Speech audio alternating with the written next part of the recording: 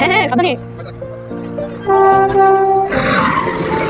Hello everyone, আমি makeup artist বৃষ্টি সাহা। আজকে করেছিলাম একটা মডেল শ্যুট, তার জন্য বেরিয়ে পড়েছিলাম আমাদের লোকেশন ছিল ডাইহাট লালবাড়ি। আর লালবাড়ির আশেপাশে ভিউটা খুবই সুন্দর, সিটিও ভালো হয়, এই জন্য চলে গেছিলাম।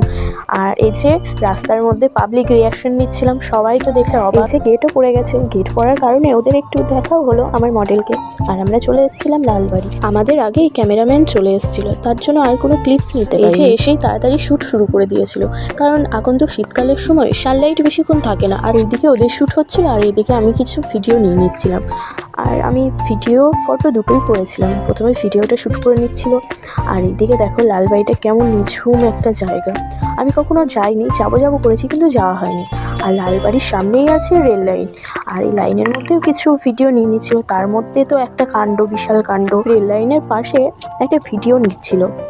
ভিডিওটা ছিল ট্রেনটা আসবে আর মডেল হাঁটতে আসবে আস্তে আস্তে। কিন্তু এই যে ট্রেনের যা অনেকটাই সাইডে ছিল, ট্রেনের যা হাওয়া, এত যে দমকা হাওয়ায় ওর শাড়িও নষ্ট হয়ে গেছিলো, হেয়ারও নষ্ট হয়ে গেছিলো কিছুটা। ভাগ্যিস কিছু হয়নি, কোনো একটা বিপদ হয়নি। আমরা তো দেখে হেসে মরে গেছি এখানে। আর শ্যুটটা করতে সত্যি খুবই এনজয় করেছি, খুবই মজা করেছি, খুবই ফানি কিছু হয়েছে। এই জায়গাটাই ফানি হয়েছে, চুলটা পুরোটা একবারে উল্টে হয়ে গেছে। সামনের চুলগুলো তো কার্লস করা ছিল, সেই কার্লস খুলে এক লাইনের ওপর কিছু ক্লিপস নিয়ে নিচ্ছিলাম।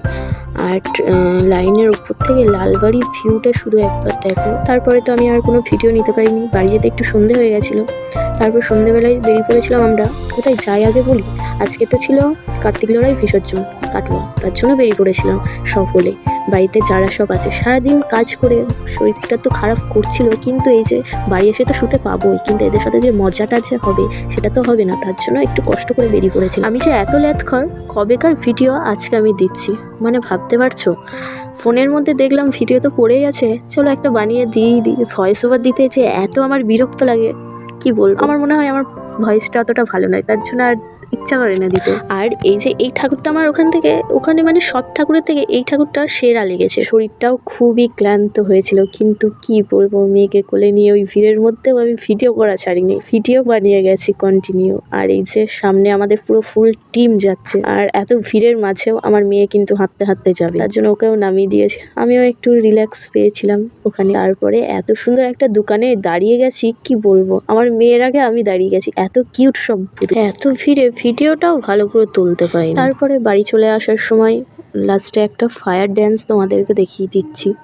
সরি, ঠিক করে তুলতে পারিনি ভিড়ের মধ্যে। তারপরে তো বাড়ি চলে আসছি, টোটোর মধ্যে সব প্রথমে গেছি